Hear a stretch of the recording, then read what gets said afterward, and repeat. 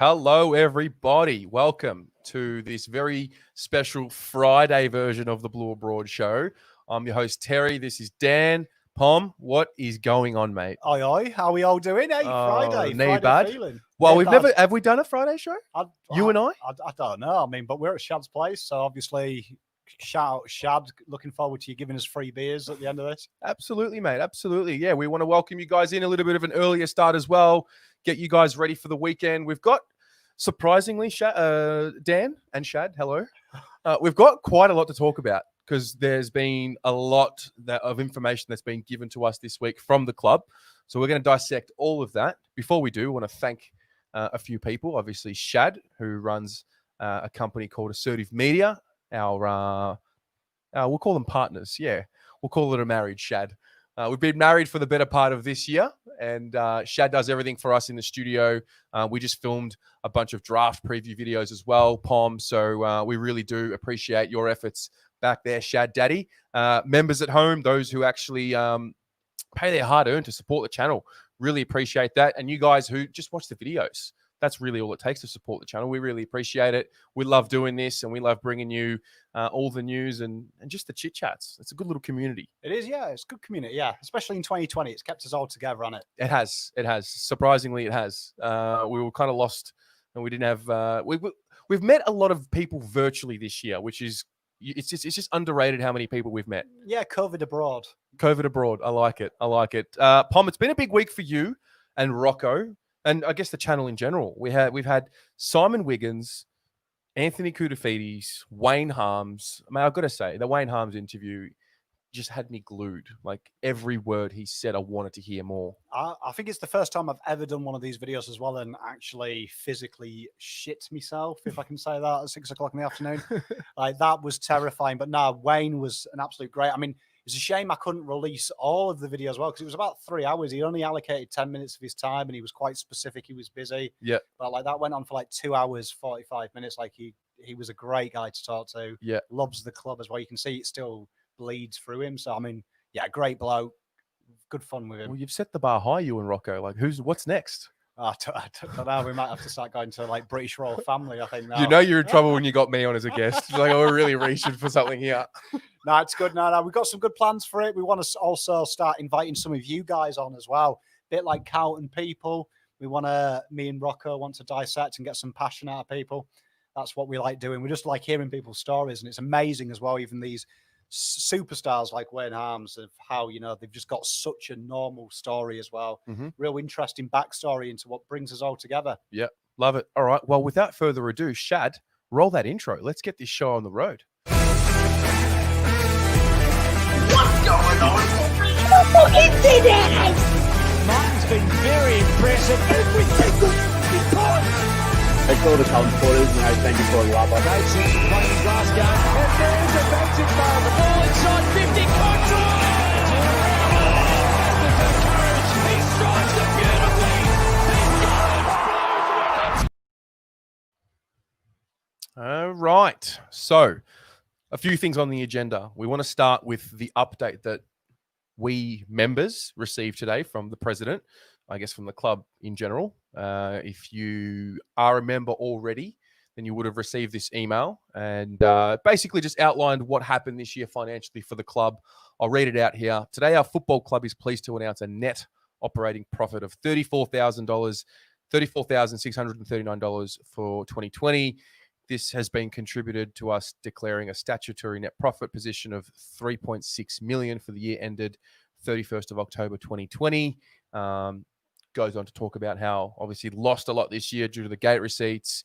But the big one here was the overwhelming and record-breaking support of all our members and many other stakeholders means that the club will not require additional financial assistance from the AFL, nor will it increase its debt position. It's fantastic. It's great news, isn't it? Yeah. I think everyone deserves a pat on the back as well. I know that there's people out there like Debbie O'Connor who really drive during COVID. Like, she kind of borderline did my head in with the post, to be honest. But I loved her veracity. She was pushing people to go to Christmas shopping there, buy your dad a present, buy your mum a present, buy someone else's mum a present. And I think that just shows what a great community we are here at Carlton. We get behind our club. And in a time like this where, you know, everyone's bones were close to the floor, everyone pulled together. And I think that's a credit to everyone. Yeah. And what it's done is I feel like it really helped the interstate fans. It gave them, I know that for us Victorians, it was just a tough year.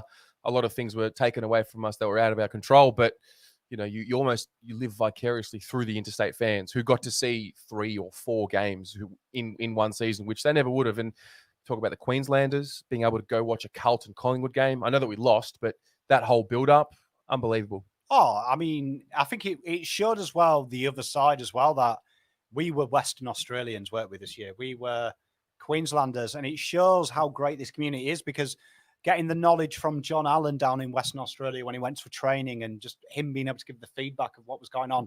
We know Debbie, she got thrown out of training.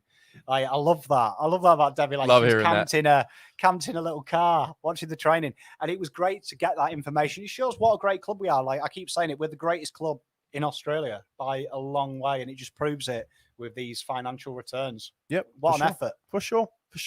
A membership update as it stands right now. I'm on the website as we speak.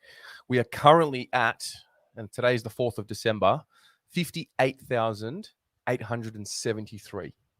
It's crazy. I think for the year of 2020, we had 67,035 members. So what's that? We're about 9,000, a little less off, and it's December. Yeah, and that'll go up around Christmas as well. Mate, New Year. Memberships in the mail. If we win round 1, there's an extra 5,000 members. It goes back to how good we are as a club. I mean, we've had nothing to celebrate, have we? Nothing to celebrate, No. And we still back them in. And you can see now the feel-good vibes are back here, and it shows me how great our fan base is, because we had like yourself. You did that 24-hour stream, playing FIFA with the players, and fundraising for the club. You've got Brett Temple, love him or hate him, the guy released a line of clothing and sent all that money. That's what this club's about, man. Absolutely. Regardless of, we might fall out all the time, Carlton fans, we have our little rivalries. The great thing about us is when we unite, our club is surviving and thriving, both on the field and off the field, and that makes me proud to be part of everyone. Yeah. Fantastic. Well done, boys and girls. Well done, everybody. Well, the nitty gritty. Let's begin. We're going to talk about, there were a few key interviews this week with coaches, assistant coaches. There was an interview with Dale Amos, and he spoke to Christian Filippo from Carlton Media about the plans for the defenders in 2021. There was also one with Cameron Bruce talking about the forward. So we're going to start with the defenders. If you haven't watched it, don't stress, because I've gone through and I've summarized what was said, and we're going to dissect it, not word by word, but we're going to dissect it theme by theme. Want to get your input as well into this. Both of them spoke about what they had been doing since the season finished, and both coaches said that they had been watching the finals and forensically stripping them back and trying to understand where we can, improve to play at that level. That's probably just a given, obviously. The wash up that this is Dale Amos, obviously. The wash up for 2020 was about, he thought that we grew defensively, we reduced the marks that opposition teams were able to take inside 50, and that was something that they had outlined at the start of the season that they wanted to do. However, the ability to be able to defend those run-ons when sides had the hot hand is something we've identified to improve on, and it's not news to anyone. Those 5-goal swings, 6-goal, 7-goal swings, we just weren't able to figure out how to stop them.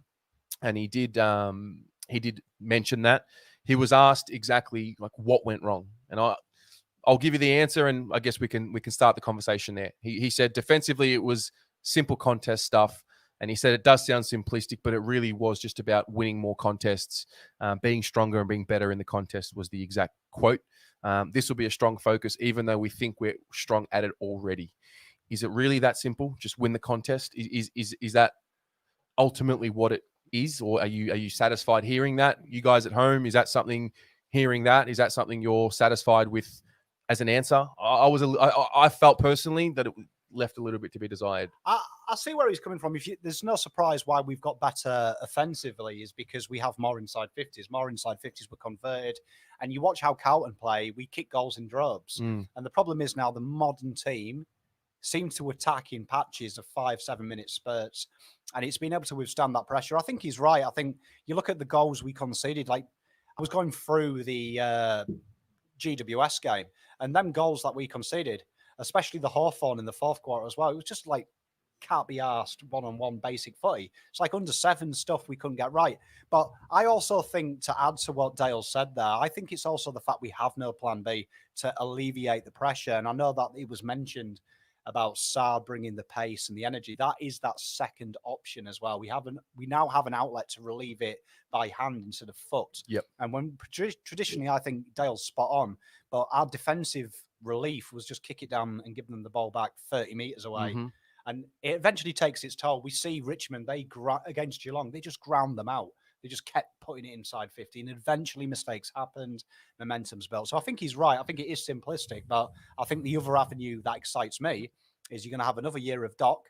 You also got the energy of Adam Saad, and I think we're in a good place. I think defensively, I would say our backline is top 3 in the league. In the league. Oh, I mean, I thought you were going to say the back line was our strongest line on the field. I'm like, yeah, I'm going to agree with that. But now you've just gone with the old. I think you had Saad to that. I think our back line is ridiculous. Our back line is good. Our back line is good. It's got all the key elements there, especially when you add Saad, to the mix. And you add the coolness of Marchbank and his ball use. If he reaches them heights, like that's a fearful back line. It's interesting. You were talking about the plan B. For the most part, it used to be the switch game. I remember we had the switch game going really good in 2017. This was obviously when Doc had that All-Australian year, and we just moved the ball and controlled the tempo of the game. But for whatever reason, 2020, we weren't able to get that going. We started doing it well, and then after the St Kilda game, I remember Rats just shut it down, and we weren't able to get that going. So we can call that plan B. Maybe having Adam Saad and the like is the plan C. I think we've got like plan A, B, C, and D. I think potentially. I think you've got Nick Newman as well. Let's not forget about him and Williamson. Big booming boots. They can take the game on and they can clear lines. You see Newman, particularly when he first came, his ability to hit that big bomb and really clear the line and allow the defense to reset really helped. You've also got Saad's zip and energy. You've got Doc's vision for a pass. Matt's. Yeah. That is the best back six. I'd say it's easy top 3. Easy top 3. I love it. And that's not even getting excited. I love it. Let's get to some of the comments while we continue. Paul McNamara is giving you a bit of a shout out. He said the Wayne Harms interview was awesome. Great show. Oh, well cheers, done. Paul, mate. Appreciate it. Miggles420 was not satisfied with the simplistic view of what happened with the backline. Tim P says that the backline will be completely fine. Alex Thompson says he's asked Cal Toomey who we're looking at with our first pick, and it's looking like Caleb Portal. I think you're talking about Caleb Poulter. I think anyway. I hope so, because that's a tick. Yeah. Poms. We did some draft previews for you guys. We filmed them just before the show, so they'll come out over the next few days. Tony Armedio, Matthew Allison, they can look at from Calder Cannons. Fantastic. Let's continue on with the defensive news. So he spoke about Cade Simpson, what he's going to bring to the list. I actually didn't realize he's still going to be working with the AFL, like the boys. I didn't realize it was just, I thought it was just a role with the women. So he was asked about Cade Simpson's role. He's a big asset for guys like Luke Power, who's setting up the reserve side, as well as helping AFLW, brings credibility to the role. He was talking about, obviously, his involvement in the VFL program or the reserves program will be centered around the development of the list. And on game day, he's going to be assisting the defenders. So he's got a big, broad role. He's going to be just everywhere. Definitely something that's really exciting because he encompasses what it's about. Yep. When I've spoke to Wayne Harms, when we spoke to Wiggins, that's been a big thing that's come through to me from these conversations. What made them successful was their belief. They bought into what Carlton was about. So it makes sense for me. We start rebuilding that in 2021. And I think Cade Simpson is a lot about what we're about. And I think he deserves to be a part of the flag. And it's a shame he's not going to be on the field, but won't it be great for him to, be there coaching the defenders grand final day? Yeah. And he'll be happy. I guarantee it'll be like winning a flag as a player for him. For sure. Love him. For sure. Now, on to some player news. So a little bit of an update on certain players. He went into the specifics, and this is where it'll get interesting, and it was very interesting this week. Yeah. So the first one was about Zach Williams, and he said that his role will be centered around the midfield, but if he's needed to fill a void down back, the option is there. That sounds pretty straightforward. He made it very clear that Zach's training with the midfielders this preseason and potentially with the forwards. It was spoken about as well. You can see that. For sure. So, I don't imagine Zach Williams, unless there's an injury, I don't know, but I'm kind of happy to hear that. for the most part, that he'll be a midfielder first. Looking forward to it. Nothing really new there. His ability to play dual roles will be important for the development of the list, was the other comment. Adam Saad, he's going to help with the speed of ball movement. No surprises there. His contest work, they're really into it. They really rate him as a contested defender. They want him to work closely with Doc and SPS, which was the first interesting one there, to build that chemistry. So kind of he spoke about Samo playing a little bit more still in the across half back, which we'll get to, but a little bit more up the ground. So Saad, Doc, Samo, it has the potential to be a really dynamic trio in defense, when we generate offense, right? Top 3 in the league. Keep saying it. Are they all Australians as well? Saad, definitely. I think Saad will definitely lock it. I think Doc will. SPS, jury's still out. I like it, though. I can see... I was intrigued when he said that he'll play higher up the ground, because I think that's where he's going to live. I do think that's his natural position, but obviously they see something, and he's got pretty good people to learn from, hasn't he, down there? Mm-hmm. So I think it might be Zach Fisher with SPS, earn your role down back, and when the midfield opens up, you can come back. Yeah. So exciting times for SPS. Well, speaking of SPS, this was the update and the news on SPS. So he will play his footy across halfback in 2021. He's now had a full 12 months playing as a defender and a little bit towards the end of 2019. He was an instinctive player, and he's now added the contest work. It's all about striking the right balance in 2021. He can also provide a spark. This is where it got interesting. He can also provide a spark in the midfield, or if we need to kick a goal, he can be an option for 6 or 7 minutes. He will grow into his role. So we did a best 22 last week. We had Samo on the wing, I think it was.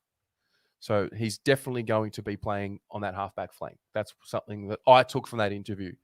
Now, you guys at home, I'll ask you 2 questions. What was your initial reaction, and has it changed? Because for me, my initial reaction was, oh, come on. I don't want to see him across halfback. I went and watched his draft profile highlights.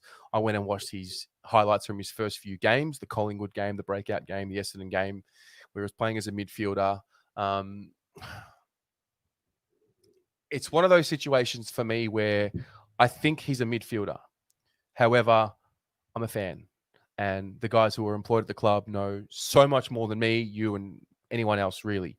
But having said that, there's that trepidation, because it's like, no, we've got to get these decisions right. Where do you sit, Dan, on this Sam Petrevski-Seton move? And you guys at home, where are you sitting with his role? Obviously, they see something. I didn't really see enough of whatever they're seeing. Obviously, in training, or he's doing something exactly what he's been asked to do. I just think it's a discredit for him to have 10 touches. I think the more he has the hands on the ball is an option. I was more intrigued, and what I took out of that was he can give us 5 or 6 minutes in the forward line. He can be impactful in the midfield. I get the feeling that Teague is really looking at Richmond, looking at that model of players can just go to a different position. When the matchups don't work, Dustin Martin is phenomenal at it. And you look at how he operates his midfield. 1 minute Martin's a full forward. Next minute he's across the half forward. Next minute he's playing on the wing. Then he's back on the ball. And they rotate heavily, all them players. Shai Bolton did the same this year. Forward line, back line, went off on the half back. I think that's what Teague wants. He wants a player that he can shift around and say, right, there's a hole here we can exploit. Samo, off you go and do it. Yep. I like it. I don't see how he's going to play, but I think it makes sense as that 20th man on the bench that you can suddenly say, right, 6 minutes in the forward line, 5 minutes on the ball, 10 minutes down back, move Saad maybe onto the wing, move Doc up further up the ground. Maybe we've heard Plowman and Marchbank, they've always been linked with being playing in the wing or had time with the midfield group. Is that maybe an option? Bring him down there, play in the back pocket. Gives him options. I think SPS, if he's like going to be the licorice all sorts, which it sounds like he'll play back, forward, middle, makes sense to always have him as that bench player. The question for me then is, how is that going to allow him to become consistent? A consistent player, week in, week out, knows his role, or is his role, I think Jimmy Bartell was very much like that as well. But we're talking about the greats of the game. Martin, Jimmy Bartell. Don't get me wrong, I love Samo, but I just feel like he's got to get settled somewhere first. You know, like I said, my instinct was put him in the midfield. the reality is he is still young, and he still can go into the midfield at a later point in his career. But I mean, if he's going to be a midfielder later in his career, why isn't he playing midfield now? There's just so many conflicting thoughts that come through me. I'm with you. I think it's going to be hard for him to get that consistency. But I would also say after that Dockies game, he broke out, didn't he? And he looked really good. But he never reached them heights again, and then suddenly went down back. That was the knock. The knock on Samo has always been about he's a patchy player. It's 6 or 7 minutes in a quarter where he's, prolific, and then he was going missing. Now, he was still quite young when he had that reputation. So, I mean, I get it. He's a good user of the football. I'm hoping this is the silver lining. I'm hoping that they spoke about the chemistry between Samo and Saad and Doc. I'm hoping that with someone like Adam Saad, whose first option is to run, that's going to, be infectious, and that'll allow Samo to keep running. I think Samo can sometimes get caught in his own head where he, kicks the ball but doesn't run on. We need him to be overlap running. I think, we need him to be a bit more progressive. That's how I see it. I feel like he does his best work attacking the ball and going forward with the ball. Yes. But there was moments last year, where you see his vision. He's got incredible vision. And I think what he said there, instinctive. He is an instinctive player. And I think down the back, he's probably fighting himself a lot to go towards the contest as opposed to stay disciplined. So it could make him a better player if he learns the discipline. I mean, he's got good teachers down there. Yep. He's going to make it. He's going to make it. What do you guys think at home? I'm going to read up some of your comments. Shannon Gore, good evening to you, Shannon. I'd want to see him up on a wing. Tyler Shaw, the defensive line will be stronger with Saad and the likes of Newman coming back. However, the midfield needs to have more pressure to prevent the ball from coming back. That might have been, and that probably, I mean, you never want to, point your fingers at the other players, but the midfield pressure at times definitely, I feel like anyway, contributed to those 5-goal swings. Luch Rizza, I couldn't believe it either. Play him as a mid or a forward. Need him kicking that ball inside 50 FFS, for fuck's sake. Love it. Tony Armedio, I told you, very simple. He's a midfielder. Timothy James, SPS, they're teaching him to be accountable in defense so he doesn't just run one way, maybe. That's a very good point. Shad Watson, Shad Daddy, getting in the comments tonight, mate. Saad is going to make SPS very slow. Interesting, or look very slow. There you go. On the YouTube, wow. YouTube comments are flocking. Helena Petru, Samo is a different player in the mid, not himself in the back line, TC Joey, but if he can work on his ways in the halfback, SPS will be a great addition to Doc and Saad. Ari Stamadakos, I back Samo's ability as a footballer to be more than competent halfback. If he is given a license to roam forward, then even better. Tim P, playing him down back gives him more understanding of opposition defenses work and how he can exploit them at half forward. That's a very good point. Maybe it's just a play where we say be patient. It's all part of his development, and we all just want it right now. I think Teague's just trying to mold as many players as he can into be 3-dimensional players, as opposed to, and that's something that Bolton suffered from. We were very one-dimensional. That's true. I think our improvement is no surprise. Teague talks about playing your role, playing different roles. So I think it helps us matchup wise. Yeah. Ray Finchun, I want his kicks to be inside 50. Hitting forwards on the chest should be his specialty. Tanush says we need to put SPS in the midfield and put Zach Williams and Saad in the half back. Black Carrot, imagine them when firing on all cylinders. So a polarizing discussion. This next one, it got even more interesting. There was a bit of a shock value to this. So this was about Brody Kemp. Oh, yep. And the news and the comments about Brody Kemp were as follows. So he's going to train with the defenders in this preseason full-time. He spent a fair bit of time in the midfield in the TAC Cup as well as down back. To have that extra tall defender is important to us, and Brody's development, especially learning off guys like Jacob Wiedering, Lockie Plowman, Liam Jones, and Sam Doherty. He won't be flying at the start of the preseason, but he will be eased into it. So they're just taking a very cautious approach with Brody Kemp. Now, this was a little bit of a can of worms as well. It opened up, and my reaction was very much the same as a lot of people, because my understanding was that, yes, I knew that he had a lot of experience as a defender, but as far as I understood, and as far as I read in between the lines of the messaging when he was drafted, I thought we were getting him to be a big-bodied midfielder, and that was the Crips big-bodied help that was just coming up the ranks, and whatnot.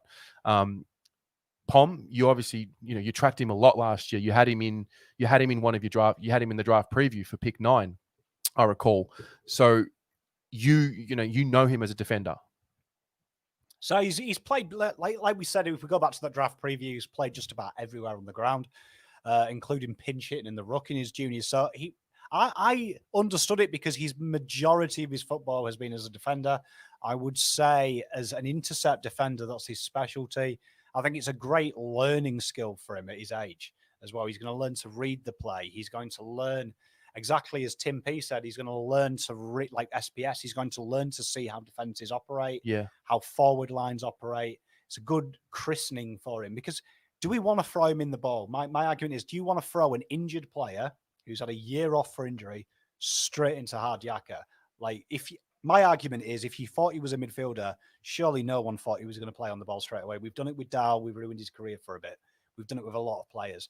I like the idea, start him off in the back, work him forward. He's going to be a talented player, but do we need an on-baller for this year? Probably not. Give him a year, get the space, get the game. And if he stays as a defender, he stays as a defender. He's very accomplished. But moving forward is the carrot that we need to do. I think midfield is the most important position in football. Yeah. I think we need to make them earn it. Yeah, fair call. Because that's something going back as far as 2005. We draft Murphy, we draft Gibbs. I guess Murphy's different. Murphy started in the midfield and he made it work. Gibbs, we started him in the midfield, then they decided to put him behind the ball. And that's where my trepidation came with this Brody Kemp situation. Because like, oh, here we go. He's going to be a halfback flanker. They're going to turn a midfielder into halfback flanker who's going to skirt around the packs, get some shitty cheap ball. And then Gibbs really started coming into his own when he went back into the midfield. So I'm just mindful of that. I take your point about being versatile and learning the game. The reality is he's not 100% fit from the standpoint of the way they've spoken about him, how he's going to be eased into it. So if that's the case, if he's not someone that they can be totally confident to just go 100% at all in all the training blocks, okay, it probably does make sense for him to start behind the ball. And let's be honest, is it really a bad idea to have him working in the same group as Jacob Wiedering and Sam Doherty? Probably not. It's probably a good idea. I see him as the jewel in the crown of our football club in the next 2 years. I think he's going to be Levi Casbolt with the ability to play in the midfield in the terms of he can play anywhere. Mm-hmm. And I think if we get him to master the defensive position, he pinch hits in the forward line, starts to pinch hit in the midfield. Moving forward, 2023, 2024, having a player that big, that versatile, could be damaging in a final. Yep. Think about it. If the forwards are struggling, you throw Kemp up there. And we tried it with Cripps and it hasn't quite worked playing him in the forward line. Because you can't kick. Yeah. But you look at Fife, his wonderful ability, how damaging that is. Just imagine we've got Kemp who suddenly we're getting battered down the back. You can throw him down the back for a quarter. He sews it up. You throw him on the ball. Because I think Setterfield, people forget, Setterfield is going to improve again. Yes. Definitely. And he's playing inside again. You've also got to remember Cripps did it with one shoulder last year and he still had pretty good numbers. They weren't his usual high, but they were still elite. So I think suddenly, I think the on ball, we need another Cripps help. I don't believe in it. Neither I think do we've I. got Ed and Setterfield. And Walshy and... Yeah, do you know what I mean? Walsh is going to have another year. And then you've also got to remember, we've got old mate Stocker that we haven't seen. Yeah. Who is an inside midfielder. Yeah. Well, here's the other one that we tried to put behind the ball. Yeah, and if you remember last year as well, they said they did that purely because they wanted to exploit his kicking, his elite kicking. Yep. So, and he didn't have the engine for midfield, so it was a trial. Yep. So I think he will go. He looks fit now, Stocker. He sure does. I mean, Stocker. All he's been doing this year is running. I mean, I see Stocker's Instagram and I start salivating. Like, that is one hell of a rig the kid's got. It is. Solid work, mate. It is. If you watch it, Lee. Let's have a look and see what you guys thought about the Kemp situation. TC Joey, defense. Why? Are we training him to become our best VFL defender? Tim P, agreed. Pom, looking from the back shows all aspects of our game. Black Carrot, how tall is Kemp? Isn't he like 193? Yeah, he's 192. Yeah. Don't quote me on that. It's 190 something. Something like that. Mid-90s. Yeah. He's a big boy. Jono Baruch, most young players, unless they're out and out superstars, start down back anyway for all the reasons Pom just outlined. Brody can play anywhere, though. Genuine utility. That's on YouTube. So exciting. Like, it is. If he can play 3 positions, just imagine that finals time. Yeah. Michael Dwyer, you need to learn your trade SPS. Okay. Elise McClymont, ease Kemp into the season. He's going to be a 10-year player. Con Demo says Williamson on the center. Good inside info. Lock it in. We'll take your word, Con. Tyler Shaw, totally agree with Dan. Ease him into the midfield. Setterfield is becoming the bigger bodied mid, and also possibly Matt Kennedy. We have a lot of midfield players, and it's going to be hard to break into our best 22. So it seems like the dust has settled. And it's amazing what a few nights of sleep and no bad performances can do to the psyche of us, because we think about things a little bit more clearly when there's no, disappointing performances. My standpoint with Kemp has always been consistent. I think he's going to be a superstar, and I think I think it was Helena who said 10-year player. Spot on. It was Elise. Sorry, yeah, 10-year player. I think that Walsh and Kemp are going to give midfielders in the next couple of years dang hard time. Mm-hmm. But let's ease him in. Like, the worst thing we want now, and we've had it with Charlie, my mate Charlie, old Kerner. What's happened? How disappointed we get when we know the ceiling. When he keeps getting injured, do we want to risk it? Let him learn the game. Yeah, I think we need an extra toe. We've got to be honest. Could be a good little replacement. fair point. David Buck is confirming that Kemp is 193 centimeters and 92 kilos. He's a big brick shithouse, mate. Tell you what, you wait for that bad boy knocking Dustin Martin out 2022 in the round one when he's now a fully fledged mid. Man. I hope, I get the feeling, and I hope he was touted as the best player in his draft pool, right? So let's go back to before he does his knee. In his mind, he's the best player out of everyone there. I can't help but feel like he'd still be thinking that in his head. Like, yeah, Matt Rowell's had a fantastic start to his career. Obviously got injured as well. But I hope Kemp has this chip on his shoulder, like, hang on a minute. Yeah, okay, Matt Rowell was impressive, but I'm better. I was going through the 2018 draft, and at the end of it, they always have, players to look out for. Yeah. And Kemp and Rowell were 1 and 2 in the ESPN throughout the whole time. And the wording was he's played defensively, and they want to move him into the midfield, and we think he's going to be a bigger body. But they were talking about he could be a breakout. He could go toe-to-toe with Rowell. So effectively, we've drafted probably the best defender in that pool. Yeah, fair enough. And I guess once Ed Kerno's ready to step away from the game, that's going to be the sweet spot for someone like a Brody Kemp, right? I think the modern day footballer, you look at soccer, it's starting to happen as well. Players who are versatile make it. And I think if he learns that role, it's a great string for our bow. I mean, imagine having, say, 2022 semi-finals and someone gets injured and you can throw him back as a key defender. Or you can pull him off the defense and play him on the ball, and he smashes people and has 15 touches in a quarter. Huge asset for Carlton. Okay, I like it. The last few names that were popped up and spoken about, Nick Newman was one. He spoke about his impact in 2020 and how he really helped keep morale high amongst the reserves players who were obviously playing in these wishy-washy, to quote you, Mickey Mouse type games, 12 on 12 sort of thing, where you're mixing and matching with other teams. So he really helped keep the morale high there and ensure that motivation levels were there. He had a great preseason last year, is what he said, and that he's looking forward to just doing it all again. He didn't really speak about Newman's role, which I would have loved to hear a little bit more about that. Is he going to be the halfback type player, back pocket? Is he going to push up to a wing? I don't really know, but he didn't speak about it. Levi Casbolt, interestingly, he will train with the defenders and forwards this preseason. So he did it last year. He's going to do it again. So again, versatility. The reality is, remember 2019 when Liam Jones had the concussion, Jacob Wiedering steps in and plays that fullback role, and then I remember Jacob Wiedering got hurt, or he was a late withdrawal before that St Kilda game. It's like, who's the defender? Well, it was Levi Casbolt. So, and we've spoken about it here. His stats per game as a defender are actually pretty impressive, better than the other positions, right? Yeah, I mean, number one swingman in the competition. Mate. I mean, best player at playing bits and pieces football. I mean, that's a huge, again, that is how important you think as a list is to not have trash there. So again, back to Brody Kemp. Having someone who can step in as a defender, step in as a midfielder, who isn't garbage, is the key to winning flags. Yep. And you think Levi, serviceable forward, serviceable down back, can even mess about in the ruck for banter. The update on Caleb Marchbank, just to give some context, let's have a look at what he's coming back from. A neck fracture in 2019, significant injury. I feel like he was in that neck brace for 3-4 months. He was at the BNF. He was at the BNF. You were heartbroken when he came down the escalator. Mate, I was.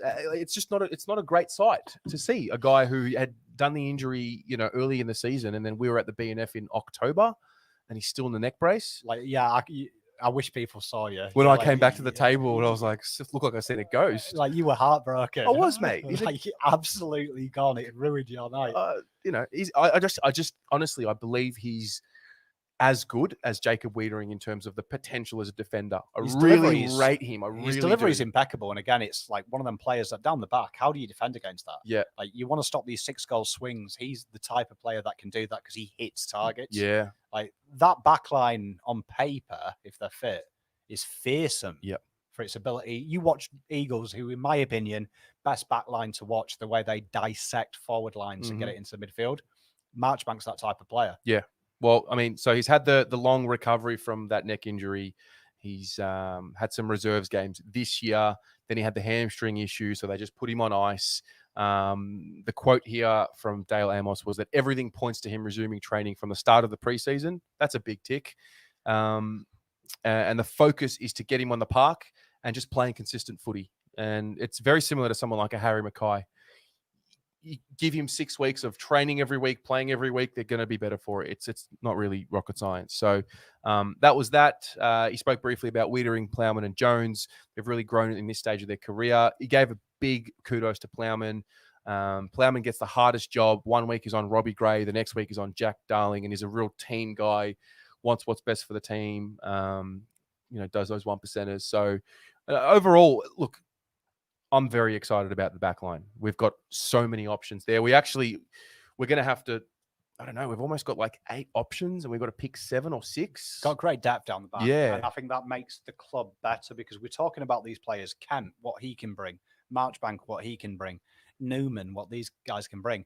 The pressure playing in our back line now is intense. Yeah. And it can only drive the club better. Mm-hmm. If it's no longer a gimme to play for this football club. Yeah, it's true. It's true. I like it. The next bit of news, I haven't got this on a banner, Shad, but it's about Matty Cruiser. He's back again. He's back. We brought him back as a rut coach. To be honest, I think most people in the chat throughout the year were talking about that anyway, bringing back Simo and Cruz as coaches. And I think you said something before about Simo. Like he knows the Carlton way. I think that's the same for Cruiser. Cruz is a huge one for TDK. Yeah. 2DK talk. Yeah. And he talks about how he's like the big brother. He used to nag him for advice. I think it's a solid, because at the moment, you look at our ruck stocks, they're beautiful age, but there's no senior backup. Mm-hmm. Both of these boys, Pitner and TDK, have played limited football. Mm-hmm. So I think having Cruiser there, it means that what worked last year in development, with Cruiser being there as the senior head, carries on as normal. Yeah. But now all Cruiser has to do is feed these guys knowledge. He's no longer competing with them. He's growing them. Well, I think it's a huge asset for the club. Think about Cruz and Tom sitting at a table after a game, every single game, watching highlights, watching footage.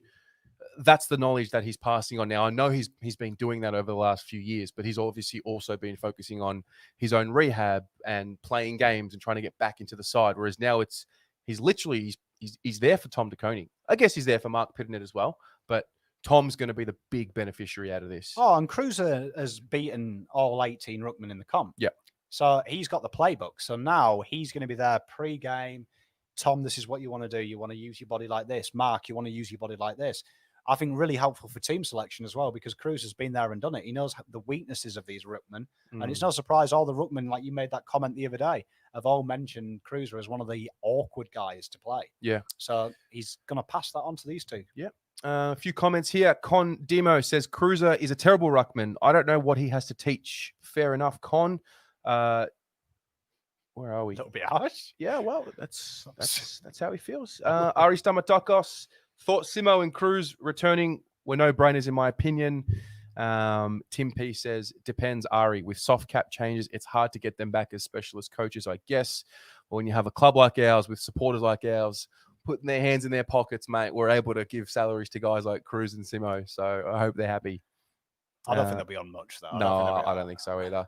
So that's the news about that. The next item on the agenda is about the forwards. So Cam Bruce did an interview talking about the forward setup. I'm not going to lie. This is the one that got me excited. I'll tell you why in a minute. This is the summary. So he also reaffirmed that he spent the offseason looking at the finals really in depth. They also had a good look at the draft for recruits. Now, Dale Amos didn't say that, but Cameron Bruce did say that. So it tells me potentially there's a forward on the agenda. We're going to have some videos coming out, as I said at the start of the show. We've looked at everything. Potential sliders, guys that you could get early. We might trade up for mature age picks, guys that are in our range. So we'll get all of that out to you over the next few days. This was the wash-up. He said that he felt like there was an exciting amount of growth. The first half of the year, our efficiency was good. As the season progressed, we dropped off a bit. He's confident in the system in place to be one of the most efficient forward lines. I mean, that was pretty true. I think up until probably the North Melbourne game, the way we were moving the ball was very exciting. He spoke about what we need to work on, and he said isolating the forwards at times. Harry, as an example, late in the year, worked really well. Teams slowing us down stifled our efficient ball movement. Obviously, that's very true. And he's confident that the new rules will help our attacking entries. We've spoken about that over the last few weeks. He even mentioned about Adam Saad and Zach Williams. He referred to them as 80 to 90 meter players. And when you talk about quick ball movement, the best way to get Harry Mackay and Mitch McGovern to play at their best is to give defenders less opportunity to stop them, right? Oh, I think we look more fearsome when the ball's there quickly, when defense don't have time to react. Yep. I think when we move it quick, and I think he's spot on there. Bruce has nailed it. I think when we move it quickly, we look unstoppable. Yeah. I think that was when we were all excited last year. Because it was an exciting brand. It was suddenly you're in defensive 50, free kicks. We've got so shot at goal. It was fun to watch, particularly that Geelong game. That Geelong game was just rampant football, wasn't it? Yeah. Like everything they tried to do, we just instantly took goals. Mm-hmm. So I think it's exciting. I think he's spot on. I think our forward line is very exciting, particularly on paper. You look at some of the players we've got there. There's some X-Factor players. We've covered the draft previews. There's a lot of small forwards there. There's a lot of talent out there as well that could just really be that icing on the cake that we need to finish them off. Okay. Let's. He went on to talk about the players as well. He said, "Don't be surprised." This is an interesting one. He said, "Don't be surprised to see Zach Williams swapping with Jack Martin." They've identified that Zach Williams' finishing ability is something we're excited about, and he'll get an opportunity to train it. I love that quote. I love that because I've seen a little bit of Zach Williams pushing forward and finishing. And I think that's something they're trying to unlock. And you think about Jack Martin and Zach Williams, like rotating off, forward and mid. I think that's an exciting prospect. He said that they don't want to be changing the forward line too much. It's part of what hurts us as players. We were coming in, and as players were coming in and out of the side, which for me was a little bit of a contradiction because, yeah, he was talking about we want to have our back six, solidified, but we also want to rotate guys on the ball and whatnot. So I just found that interesting. He spoke about Jack Martin, Cunningham, and Jack Silvani. They're going to split their time over the preseason between forward and mid.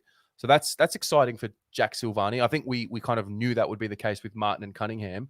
But for Jack Silvani, a lot of people in the chat over the last few months in the show have been talking about him playing, a tagging role or a midfield role. Yeah, well, we petitioned that, if you remember, 2 years ago now, didn't we? In the VFL, we looked at his solely midfield and suggested, did Bolton know he might be a midfielder? I like it. I think he does his best work in the midfield. I think I also think he's kicking inside 50 where I think sometimes we struggle. He's very, very intelligent at doing that. He often drops the eyes as well. When he's out just on 50 with that set shot, you see him invariably look to try and just bob it over the man for an easy mark inside the goal square. So very intelligent player. I like that. I think I look at it this way. I think the more players that can play more roles only benefits us because I look at all the top teams and this is what I'm getting out of it. If they watch the same final series as me, they saw the teams that had great success with the teams that could shift a matchup that wasn't in their favor very quickly. Yeah. Richmond are masters of doing that. We're moving Cochin to where he's needed, moving Martin to where he's needed. You can do that. I think it helps Carlton out. Mm-hmm. Love it. Fogarty was spoken about. He said that they want to bring his strengths to the way we play. His pressure is outstanding, which we love from our small forwards. He has a good contested ball game, and he's going to train with the mids and split his time forward. So that was interesting. He's excited, as I said before, the speed on the ball and the quick entries to our forwards, as Saad and Williams are the 80, 90-meter type players. Then he went on to talk about Zach Fisher, and he said that Zach Fisher will have his first preseason with the focus of being a small forward. Now, I have been very subdued so far since the season ended. I've been a little bit, I don't know, call it down and out. I don't know. I haven't really been a believer. The Charlie news really, sucked the life out of me. But when I saw this, this article get posted and it had Zach Fisher as the thumbnail and the quotes about how he's going to work with Eddie and be a permanent forward, I got excited, like really, really excited. Don't get me wrong, Fisher's got a lot to prove. A lot. He's not. It's not a given that it's going to work. He's going to kick 25 goals next year. However, I'm very confident he has the pedigree to make it work. Oh, definitely. I mean, I think he'll easily be the top goal kicker small forward In the league? No, for us. Oh, for us. For Yes, us. yes. That's not got too crazy. I don't know. You never know anymore. I was going to say, we're a week away from the draft. Give it 2 months. But no, I think he will be. I think that 4-goal game showed his pedigree. I think he's tricky. The key was he did it against a good opponent. I think when you watch him as well, I love the working with Eddie because I see Eddie. He's a trickster. He's like little Kyrie Irving, isn't he? He just dances in small circles. And I think Eddie is the exponent of that. Yeah. He's got the greatest teacher on it. Every small forward now is a clone of Eddie Betts. Yeah. And all of them talk about Eddie Betts was my idol. He was my favorite growing up. Yep. So he's now learning from the master. Give it a year, I think he'll be a superstar. He crumbs well, he reads packs well. Yeah. He's got the talent. He was, and he finishes. He does finish. He had like very much an interrupted year last year. Syndesmosis injury. Tough. He can't run. What was it? 12, 13, 14 weeks. Comes back. Obviously, the forward role suited him. The thing that stood out about Zach for me this year was his focus. Like he really focused. You just watched him play there.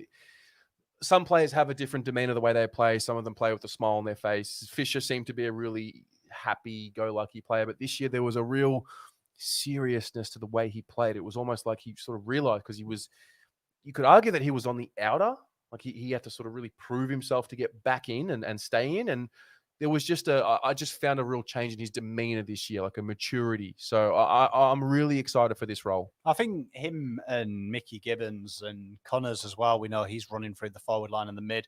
I think they've got to really push each other. We need a small to be hitting 25 because we know at the moment our forwards struggle to hit 35, 40, our tall ones. Mm-hmm. So if that's going to continue and it's always going to be around the 35, 40 mark, we need 2 of them to hit 20. And I think Fisher, I would say, is a lock. I'd say Fisher will end the season with 27 goals. 27 goals? I'll be happy with 25. Very happy with 25. So that's that. Eddie Betts, he said that Eddie was one of our best pressure players and that we need that for our system because it forces rushed exit kicks for the opposition. He did a lot of mentoring in 2020 and he's going to continue to do that in 2021. No real surprise there. And then there was Harry. And they really got excited about Harry, and I think we all are.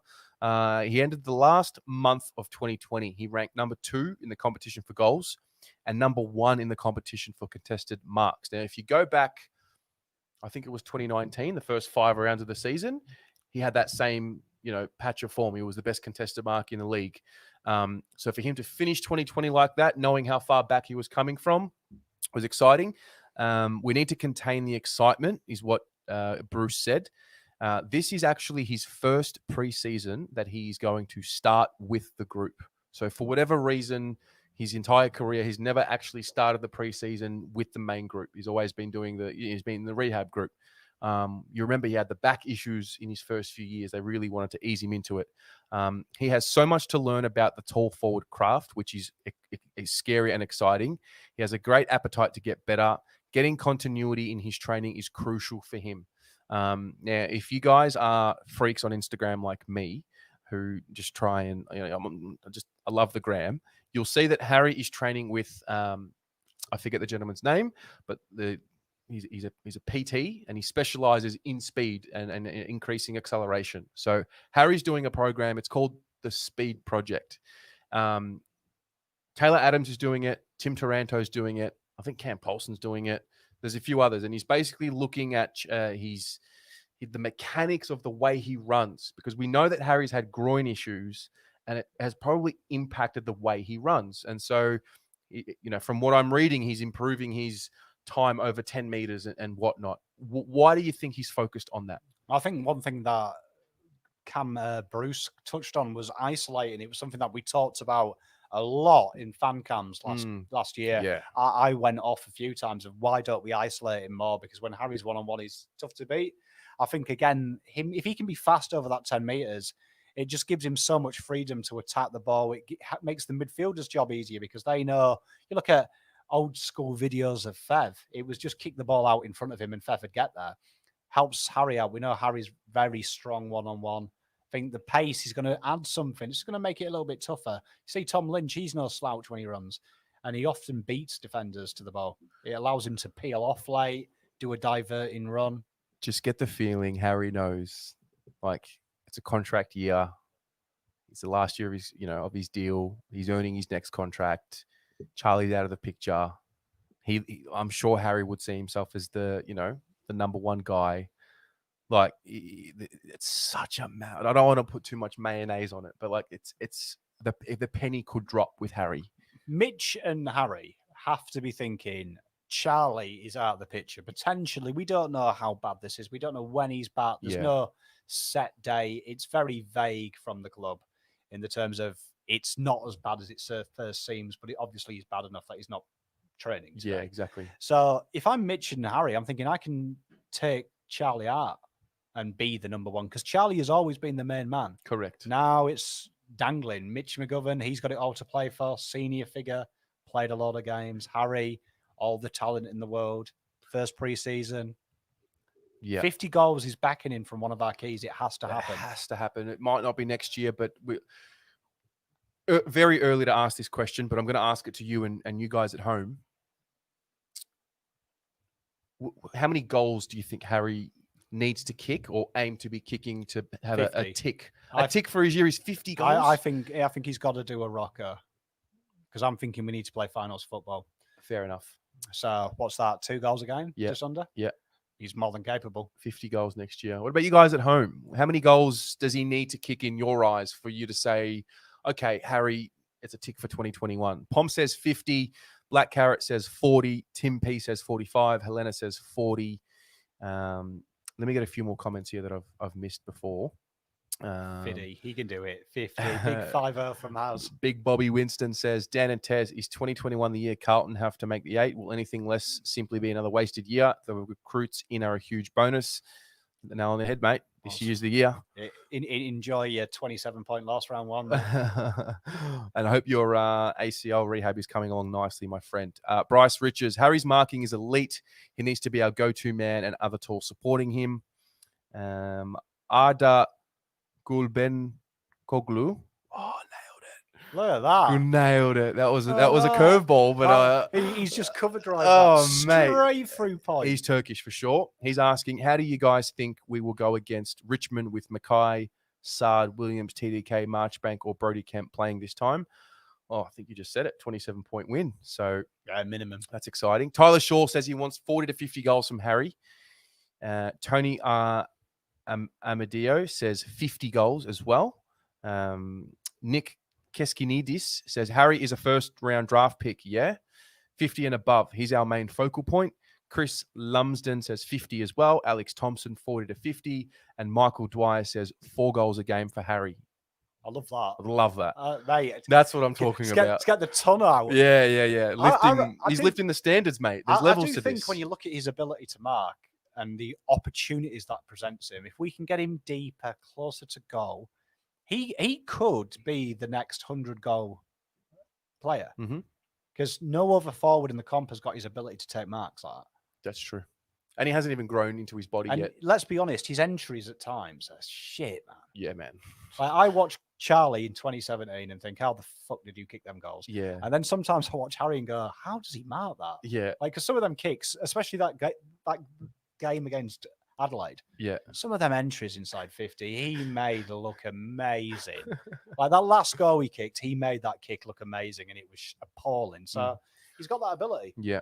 That was it for the forwards for that discussion. Now, there was an omission in a player that they didn't mention, which I'm excited about, and I've just put the pieces together like literally 5 minutes ago.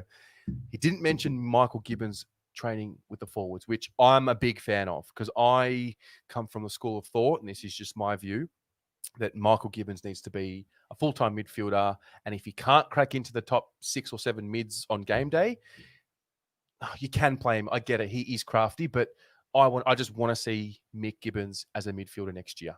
I think he's the Murphy replacement. I really do. Do you know what I mean? Yeah. I mean, who would have thought 4-time JJ Liston medal winner as a midfielder is decent? No, I agree with you, mate. I think I would like to see Cunningham be a forward mid.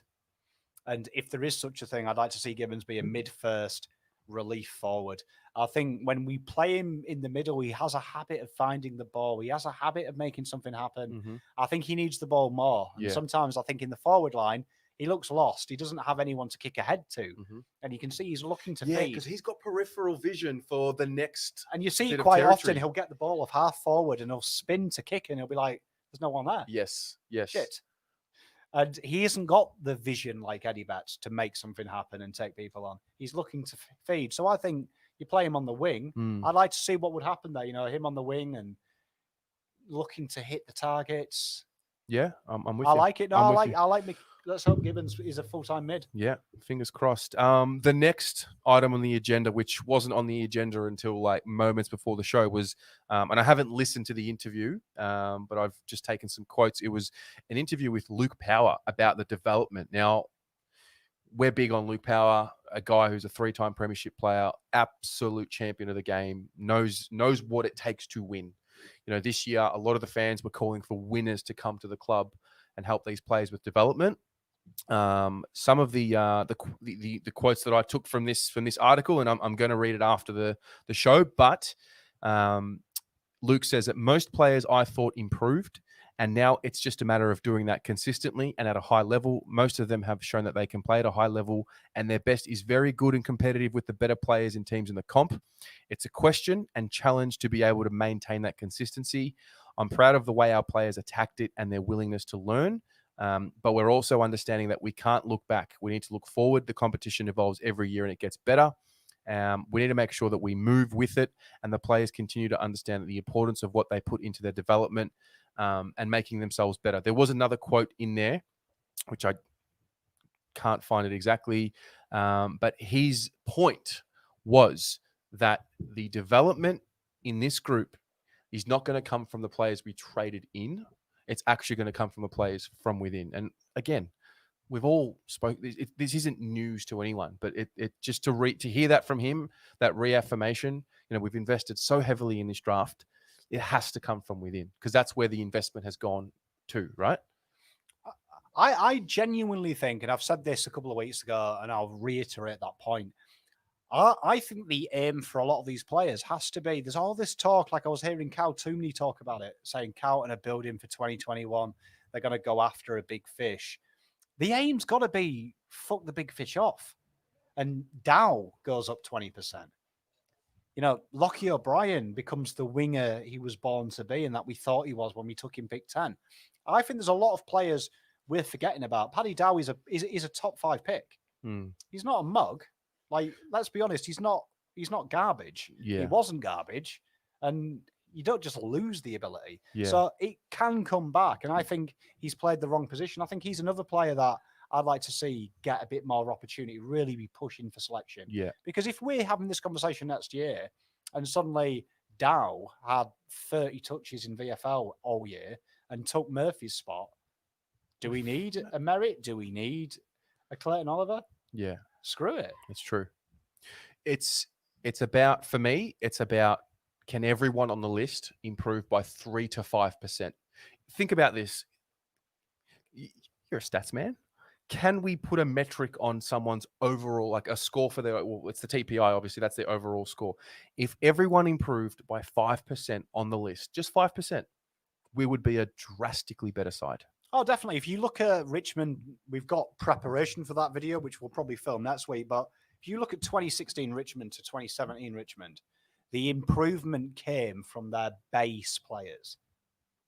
Do you know what I mean? It came from, not the superstars. It was players starting to hit their straps. So if we're going to improve and be a flag winning side, we need like our 20th to 24th players picked to suddenly cement places. So that would be your Dowls. That would be your SPSs. They hit their straps off halfback. That happens, we're top 4. I love it. I'm so excited. It's the fact I say it's so serious as well, which makes it worse. I'm so excited. I really am. No, I think this forwards article was the one that just sparked me. Man, I'm pumped. And it's this time of the year. The positivity. Get the draft out of the way. Yeah, Let's just get some football going. Absolutely. We're basically waiting for Christmas to come and go, so we can just see photos of the guys at training and all of that. Just want to get preseason game February, behind closed doors. Yeah. Watch TDK smash It's Max true. Gorn and be like, oh, we're flag bound. Mate, the question is, I've thought about round 1 being there. How does one not cry at the game? Like how am I not going to cry? I don't know. I genuinely don't cry when I'm drunk, and when we've won by 50, I am going to be so inebriated. I won't be crying. Oh, fan cams after round 1 beating Richmond. Goodness me. Oh, gosh. Well, ladies and gents, that's the show for tonight. I hope you've enjoyed it. We're going to have the draft preview videos coming out over the next couple of days. Very excited. The draft is on Wednesday night, so we're going to get them out before Wednesday. Thanks for tuning in. Have a great weekend, and go the Mighty Blues. Go Blues.